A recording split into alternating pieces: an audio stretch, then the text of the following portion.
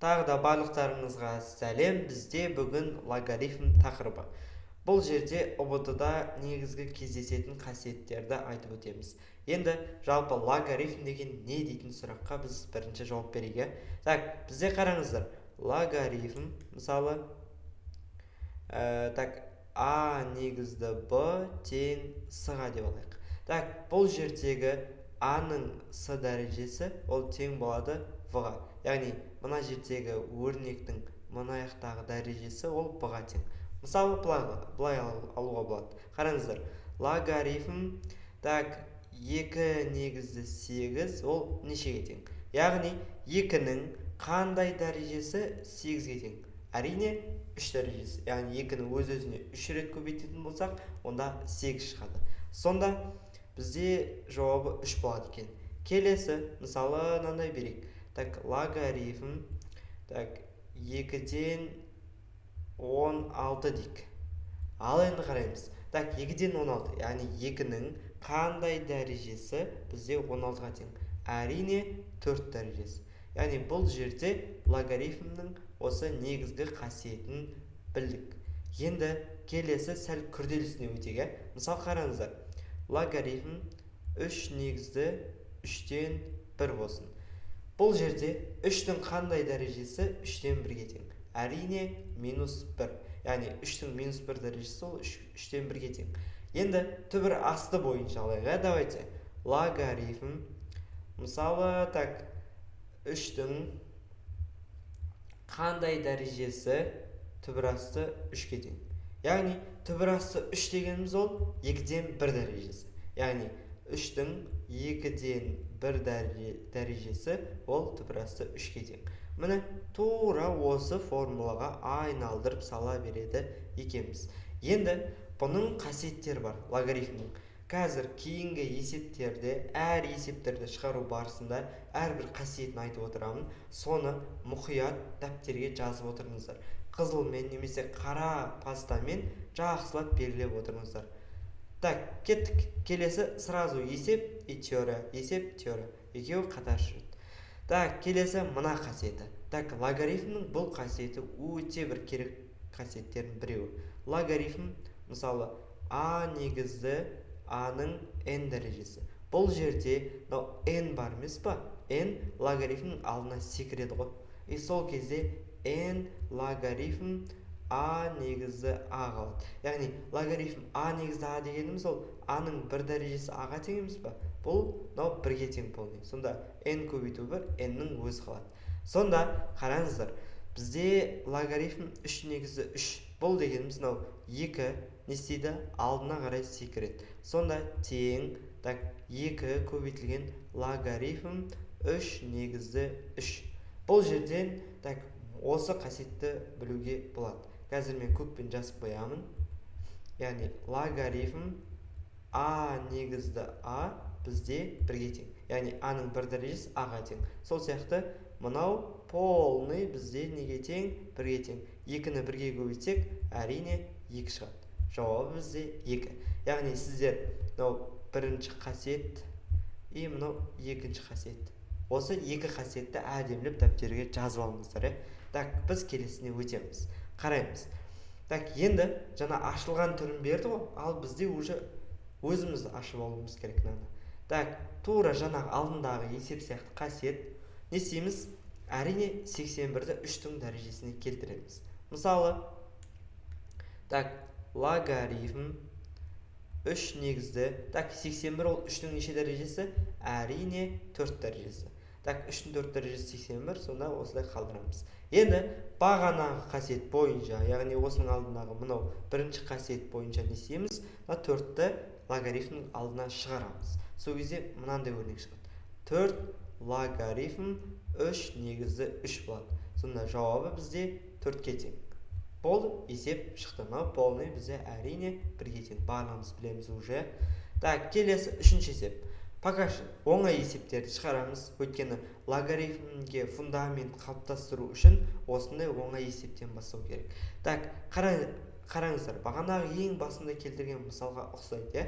Так, бізде ерінбей қайттан барайық. Тура мына мысал қараңыздар. 3-тің 2-ден 1 дәрежесі түбір асты 3-ке тең. Сонда бізде мына жерде так логарифм былай алсақ та болады бұл есепті. Қараңыздар, 3 қой. Ал түбірасы 3 дегеніміз ол 3-тің 2-ден 1 дәрежесі. Так, бұл жердегі 2-ден 1 не істейді? 2-ден 1 тұрады да, короче. Мынаның алдына қарай секіреді ғой. И сол кезде мынандай жауап шығады. 2-ден 1 логарифм 3-тен 3. Ал бұл дегеніміз әдеттегідей 1-ге тең. Жауабы сонда 2-ден 1. Болды, есеп шықты. Тура жаңа қасиет. Тағы да тура осы қасиет, бірақ бұл күрделісі уже. Бұны шығару үшін прям ми керек. Енді қараймыз.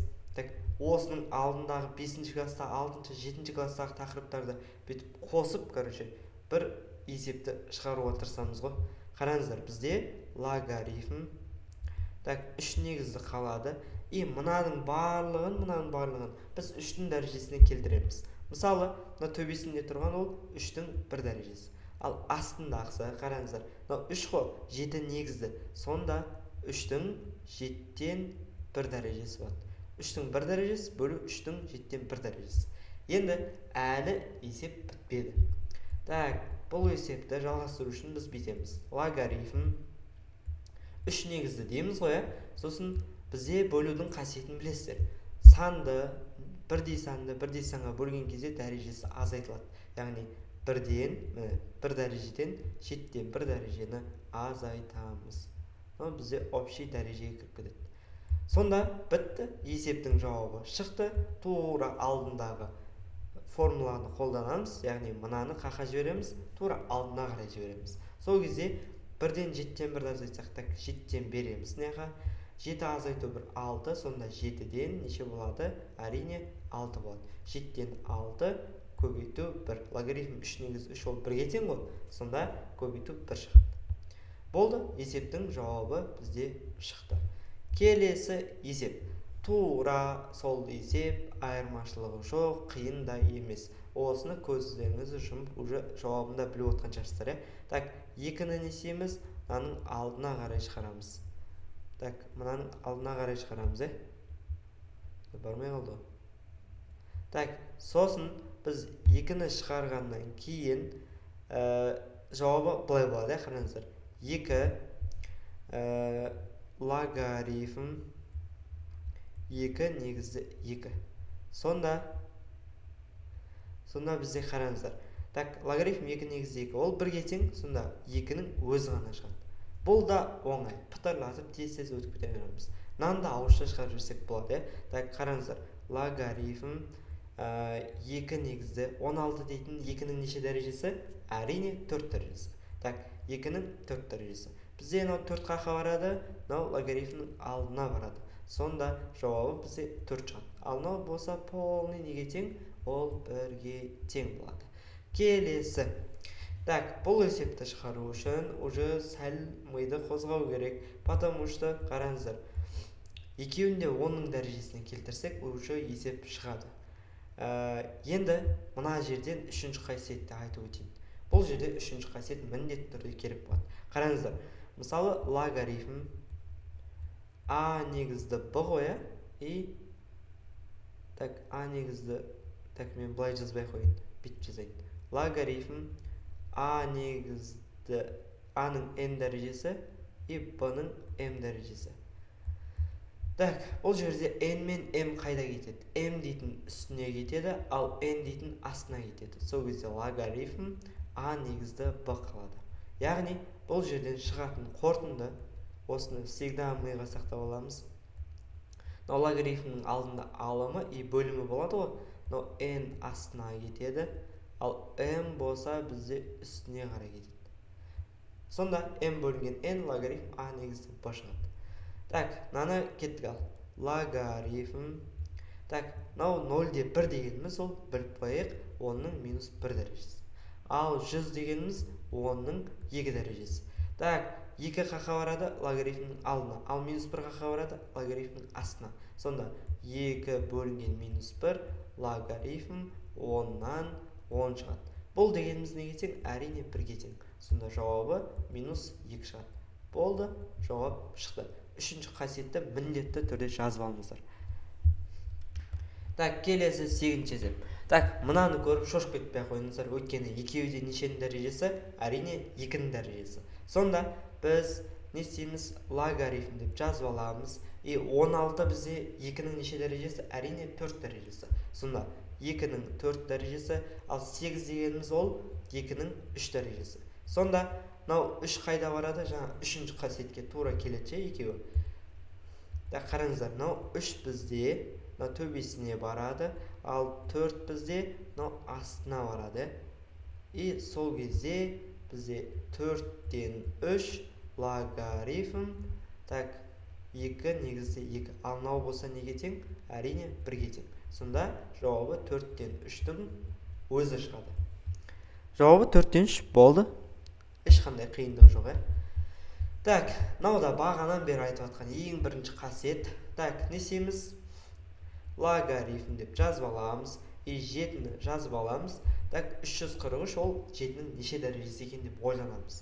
Так, 7-нің квадраты 49, 49-ды 7-ге өйтсек 343 шығады. Сонда 3 дәрежесі бізде 343 екен. Енді қараймыз. 3 қақа барады, әрине логарифмнің алдына қарай түседі. Сонда 3 көбейту логарифм 7 негізді 7. Болды, бітті. Так, мынау 1-ге тең, сонда 3-тің өзі қалады. Ал келесі есепке кеттік. Енді бұл жерде, так, жаңа 3-ші қасиеттен тоқтадық қой. Енді 4-ші қасиет деп жазып қоямыз. Мынаны міндетті түрде жазып қоямыз, Хорошо? Так, 4-ші қасиет бізде қандай екен? Мысалы, а негізді А-ның логарифм А негізді Б болатын болса, так, мынау А мен әдейілеп қоршап қоям. Так, А мен так, Б-ның екеуінің орнын не істеуге болады? Алмастыруға болады. Сонда бізде мынандай өрнек шығады. Қараңыздар.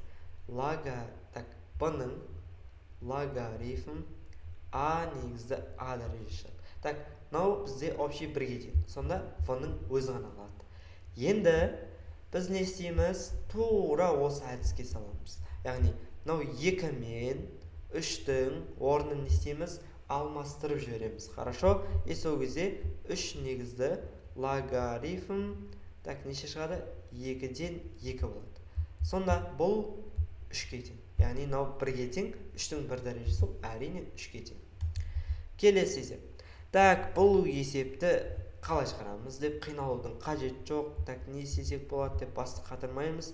Так, 4 пен 17-нің орнын алмастыра саламыз. Сол кезде 17 негізді логарифм 4 негізді 4. Ал бұл болса неге тең?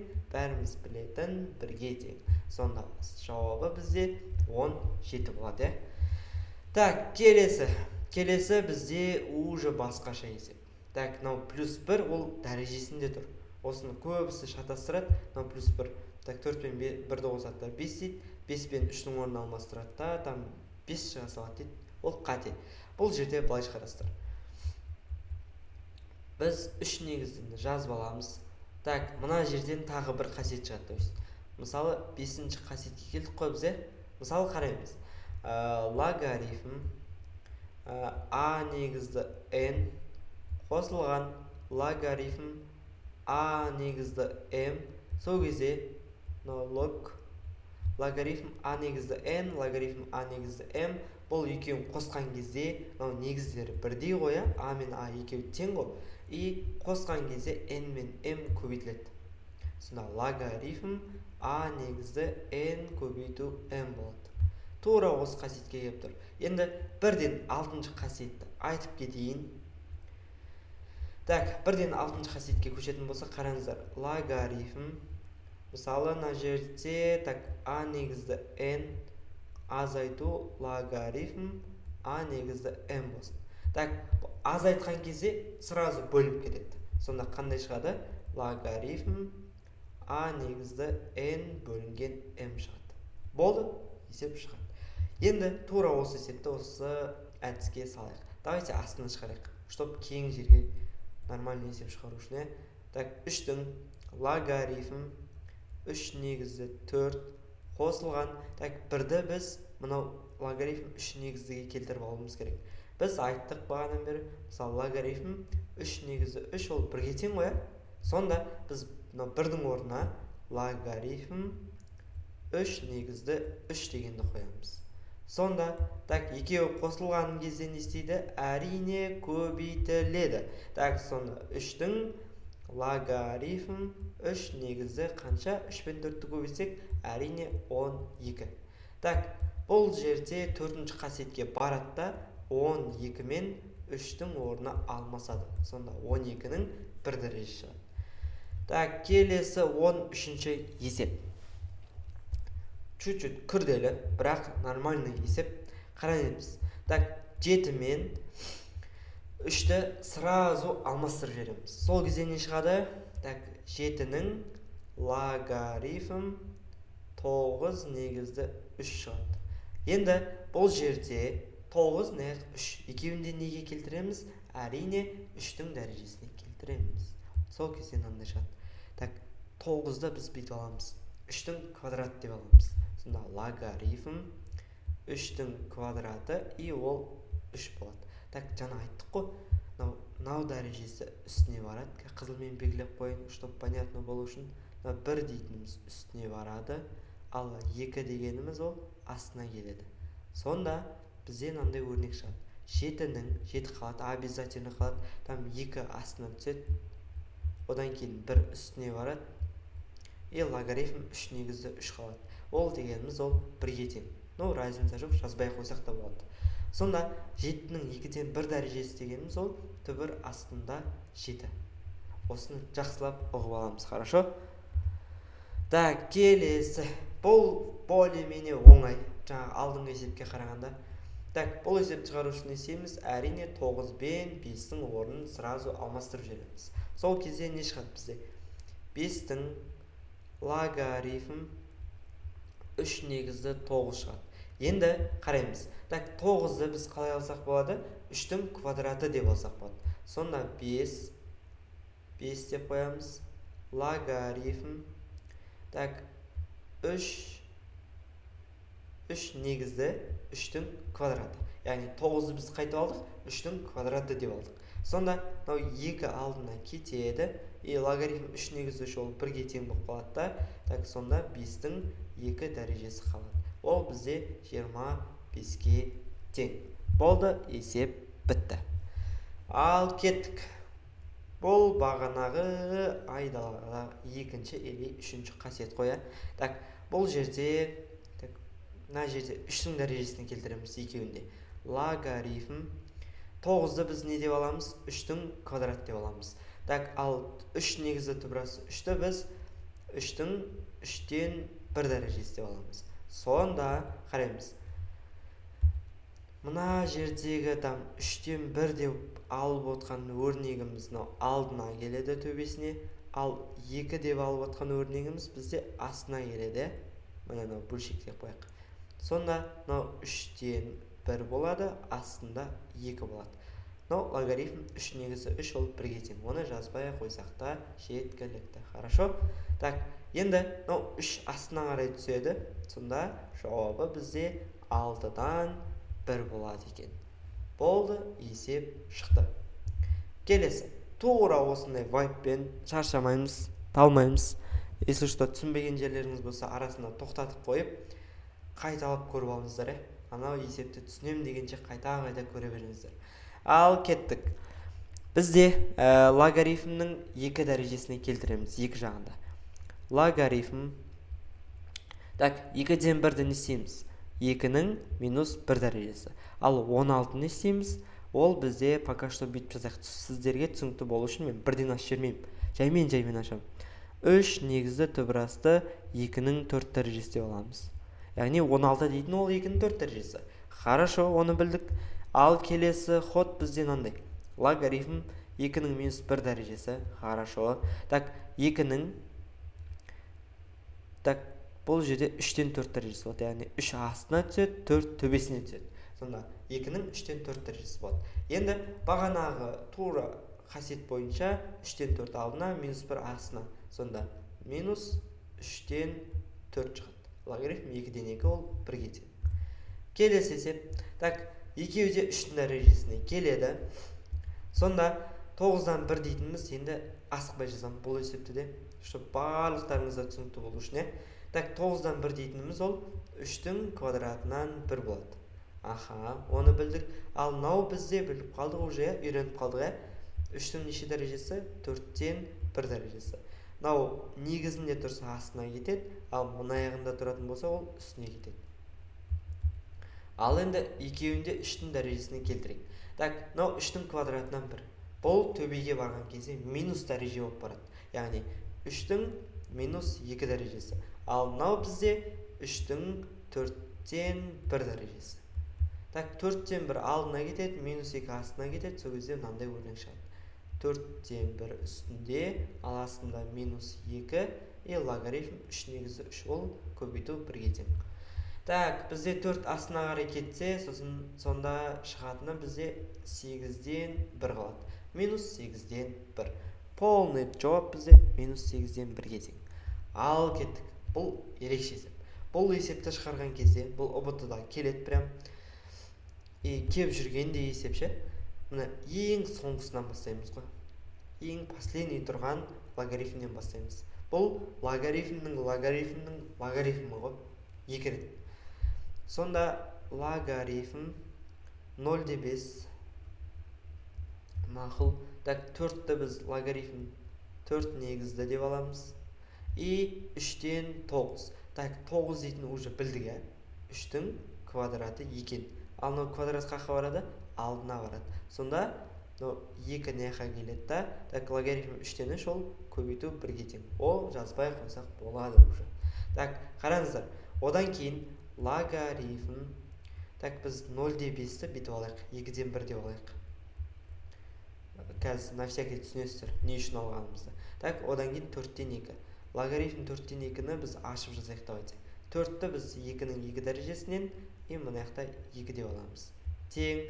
Ал енді қараймыз. Так, мынау 2 қаққа барады, мынау логарифмнің астына барады. Ал мынау 1 дәреже қаққа барады, мынау үстіне келеді. Сонда логарифм 2-ден 1-ден, так, мынау 2-ден 1 шығады. Логарифм 2-ден 2 ол 1-ге тең, көбейту 1, ол разница жоқ. Жаздық па, жазбадық па? Мынау неге тең? Әрине 1-ге тең. Яғни бағана екінші қасиетте айттық па? Логарифм а негізді а тең болады 1-ге дедік. Яғни а-ның 1 дәрежесі ол а-ға тең. Келесі аз ғана есеп қалды. Сәл-сәл шыдаңыздар. Сол кезде бір 23-ші есепке келген кезде есеп бітеді қателеспесем. Так, мынау негіздер бірдей. Негіздер нешеге тең? 5-ге тең. Так, логарифм 5 негізді 12-де 5-ті 2-ге көтеміз. Әрине, так, қосқан кезде бағана айттық қой. Қосу болған кезде көбейтеміз. Көбейту. Әрине қашан? Әрине негіздері бірдей болған кезде. Ал азайтқан кезде бөлеміз дедік. Бөлу. Екеуіне де ортақ шарт қандай? Негіздері бірдей болу керек. Негіздері бірдей болу керек деп қойын. Негіздері бірдей болу керек. Так, сонда логарифм 5-тен 25. Ал 25 ол 5-тің квадраты. Барлығымыз білеміз уже. Логарифм 5 негізді 5-тің квадраты. 2 алдына барады да, там 2-нің өз қалады. Бұл есепте аяқталды. Енді, так, уже негіздері бірдей. Хорошо, бірақ аралас бөлшек. Біз бетеміз, тең дейміз. Бізге бұл проблема емес. Так, 2 негізді деп жазып аламыз. 3,2-ден 1. Біз жай бөлшекке айналдырамыз. Қалай айналдырамыз? 2-ден, так, 3-те 2-ге өтеміз. 6, 1 қосамыз 7. Сонда 2-ден 7 болады. Жауабы 2-ден 7. Көбейтілген, так, айттық қой бағана, қосқан кезде көбейтеміз деп. 4,7-ден 4. Бұл 7-ден, так, 4-ті 7-ге өтеміз 28. 28-ге 4 қосамыз 32. 7 мен 7 қысқарады, там 2 мен 32 қысқарады да 16 қалады. Сонда жауабы бізде логарифм 2 негізді 16. 16 дейтін 2-нің 4 дәрежесі. Болды, 4 алдына кетті, жауабы бізде 4 болды. соңғы үш есеп қалды. Үш есепте примерно осы форматтағы есептер кеттік. Ал бізде қараңыздар, логарифм 2-ден 1, 2-ден 1, 2-ден 1. Вот уже негіздері бірдей. Біз бетеміз жазып аламыз. Логарифм 2-ден 1-ді жазып алдық уже. Так, одан кейін мына жердегі 3-ден 1 дейтінді құртуымыз керек. Қақа құртамыз? Әрине 3-ден 1-ді полный аламыз да мусорға лақтырып жібереміз десең. Так, мына жерде 27-нің дәрежесіне лақтырып жібереміз. Яғни 3-ден 1 алдында вообще сан тұрмау керек. Сол кезде ғана қосылады и көбейтіледі и бөлінеді. Хорошо? Сонда логарифм 2-ден 1 негізін жазып алдық. Бірінші 3 тұр, 3-ті жазып аламыз. Так, қосу болса не істейміз? Әрине көбейтеміз. Так, 27-нің неше дәрежесіне? 27-нің 3-ден 1 дәрежесіне. Міне мынау жаңа бастапқы айтқан не бар ғой? Так, мына қасиет бар ғой? Логарифм а негізді, мысалы, бұның n дәрежесі. n қақа барады дедік, бұлай барады дедік. Ал бұл керісінше. Бұл не істеп тұр? Мысалы, n логарифм а негізді б деп тұр ғой. Бұл керісінше битті ғой. Логарифм а негізді бұның n дәрежесі. n мынау дәреже болып секіріп кетті. Сонда, так, одан кейін азайту тұр. Азайту болса әрине бөлеміз. Бөлу 18. Ал кеттік. Қараймыз. Так, 27 дейтін білеміз. Ол 3-тің кубы. Анау сыртындағы 3-ден 1 дәрежесі, 3-ден 1 дәрежесі бар ғой. Мына екеуі бөлінетті, короче. Тек қана 3 қана қалады ғой. Сонда бұл надан полный 3 қалады. 3-ті 3-ге көтсек 9, 9-ды 18-ге бөлсек 2-ден 1. Сонда логарифм 2-ден 1 негізді 9 бөлі 18 ол 2-ден 1. Болды, жауабы 1-ге тең. Бітті, есеп шықты. Если что, мына есеп қиындау болатын болса, басынан бастап көріп алыңыздар. Бұл сіздерге пайдалы болады бұл есеп. Ал кеттік. Енді LG деген нәрсені айтайық. Давайте кеттік ал. Мысалы, логарифм 10 негізді, допустим, 5 болсын. Бұны ғалымдар, короче, біткен ғой. Давайте біз 0 мен 0-ді қысқартып жіберейік та. Біз LG 5 деп жазайық деген ғой. И содан LG 5 болып кеткен. Яғни, мына жерде LG деп отырғанымыз ол логарифм 10 негізді ғой. 54-тің 3-ден 1 дәрежесі болады мысалы. Полный ашылып жазылған кезде осылай жазылады. Ал біздегі ғалымдардың оңайлатқысы келген ғой, типа. И сол үшін 0 мен 0-ді қысқартып жүрген LG деп жазып кеткен. Бұны LG болып тұратын болса, онда негіздері бірдей ғой, барлықтарының негіздері 10-ға тең ғой. И сондықтан LG деп кетеміз, көбейтіп, қосып, азайта беруге болады. Яғни бағанағы қасиетке сала береміз. Так, қосу болған кезде көбейтеміз, азайту болған кезде бөлеміз. Сонда LG 54-тің 3-ден 1 дәрежесін жазып аламыз. И қосу болған кезде әрине көбейтеміз. Көбейту 5 болады. И 16-ның 3-ден 1 дәрежесі әрине біз бөлеміз. Бөлу 16-ның 3-ден 1 дәрежесі. Так, бұл есепті шығару үшін не істейміз? Әрине бөлек бөліп алсақ болады. Сол кезде есеп шыға қояды. Қараңыздар. Бізде мынандай мәселе бар. 54 дейтініміз ол 27 көбейту 2-ге тең. Яғни біз бүйтіп жазамыз 54-ті. 54 тең 27 көбейтілген 2 деп жазамыз. Ал бұның 3-ден 1 дәрежесі деп тұр ғой, 3-ден 1 дәрежесі деп аламыз. Енді бағана айттық, 27 ол 3-ның 3 дәрежесі дедік, ал мынау 2 тұра берсін. Сол кезде 3-ден 1 дәреже әрқайсысына жеке-жеке көбейтіледі да, 3 пен 3 жойылады. 3 қана қалады, көбейту 2-ның 3-ден 1 дәрежесі қалады. Ал 16 дегеніміз ол 8 көбейту 2. Ал 8 дегеніміз қандай? Әрине ол бізде 2-ның 3 дәрежесі көбейту 2. Бізде 3-ден 1 дәрежесі болғандықтан мынау мен мынау қысқарып кетеді да, и получается 2 көбейту 2-ның 3-ден 1 дәрежесі болады. Сонда бізде ең соңында последний қорытындысынан не шығады? Мынандай шығады. L-гі деп жазып аламыз дәу қылып. Так, 3 көбейту 2-нің 3 көбейту 2-нің 3-тен 1 дәрежесі көбейту 5. Бөлінгенді біз бөлшекпен жазамыз. Так, 2 көбейту 2-нің 3-тен 1 дәрежесі. Так, мынау мен мынау полный кетеді. И бізде қалатыны қандай? Қайсысы? Әрине 15 бөлінген 2. Так, 15-ті 2-ге бөлсек қанша? 7 жарым. L-гі 7,5. Болды, есеп шықты. Сұрақтарыңыз болса, төменге комментарийге жазып кетсеңіздер болады, хорошо? Обязательно жауап беремін деп айтамайым, бірақ жауап беруге тырысамын. Қателеспесем, осы соңғы есеп екен. Прям мощно қиын сияқты. И давайте бірге шығарайық. Так, бізде негіздері әртүрлі бізде. Біреуі 3-ке тең, біреуі 3 негізі түбірасты 3-ке тең, біреуі түбірасты 3-ке тең. Бұны біздегі мақсат барлығын 3-ке келтіру ғой. Біз бүйтеміз, логарифм ерінбейміз, до конца барамыз. Түбірасты 3 дейтін 3-тің 2-ден 1 дәрежесі. Мынау 2-нің 3-тен 1 дәрежесі. Пока тұра берсін. Қосылған. Так, логарифм дейміз. 3 негізі түбірасты 3. Бұл 3-тің 3-тен 1 дәрежесі. Ал 4-тің 3-тен 1 дәрежесі болады. Азайтылған логарифм. Так, 3 қалады. И 256 дегеніміз 256-ның 3-тен 1 дәрежесі болады. Тең дейміз. Так, қараймыз.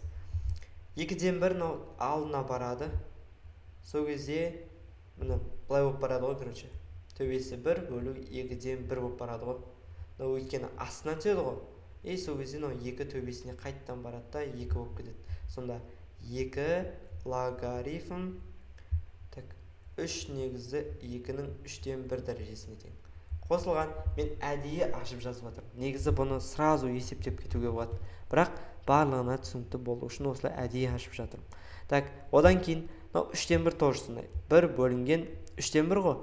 3 төбесіне барады. Сол кезде 3 логарифм 3 негізді 4-тің 3-тен 1 дәрежесі. Азайту логарифм 3 негізді 256-ның 3-тен 1 дәрежесі. Тең, ал кеттік, не істейміз? Бұл жерден 2-ні мына жерге дәреже қылып шығарамыз ғой. Так, дәреже болып шыққан кезде төбесіне барады.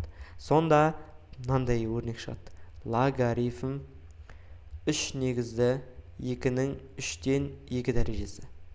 Қосылған логарифм 3 негізді 3 төбесіне барады да 3 пен 3 қысқарып 4-тің өзі ғана қалады.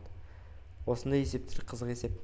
Так, логарифм 3 негізді 256-ның 3-тен 1 дәрежесі. Так, енді қараймыз. Бізде барлығы 3-ке келді. Уже бізде көбейтіп бөлей беруге болады. Сонда логарифм 3 негізді дейміз. Так, 2-нің 3-тен 2 дәрежесі. Хорошо, 2-нің 3-тен 2 дәрежесі. Мынандай 2-нің дәрежесінен келтіреміз 4-ті. Ол 2-нің көбейту 2-нің 2 дәрежесі.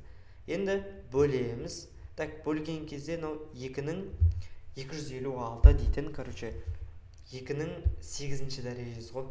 Сонда 2-нің 8-ші дәрежесі бөлінген 3 ал. Өйткені 3 қалады ғой.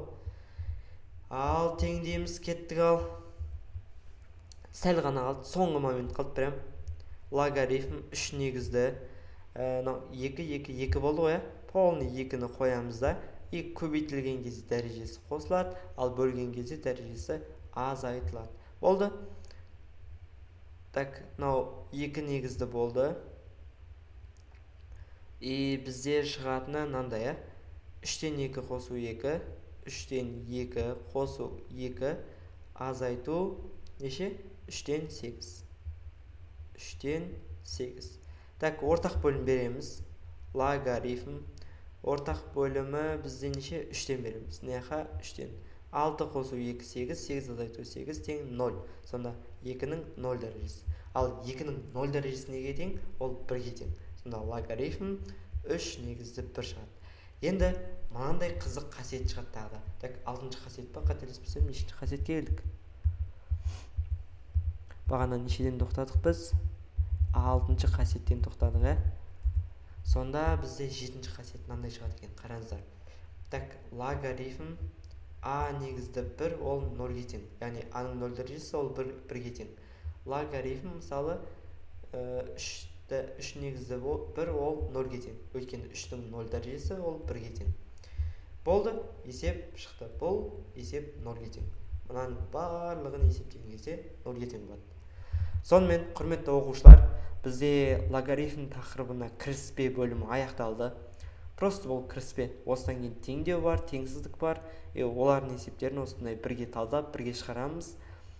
Бізбен до конца болыңыздар. Осыны от и до прям көріп, анау дәптерге түсіріп алыңыздар. Жақсы, кездескенше сау болыңыздар.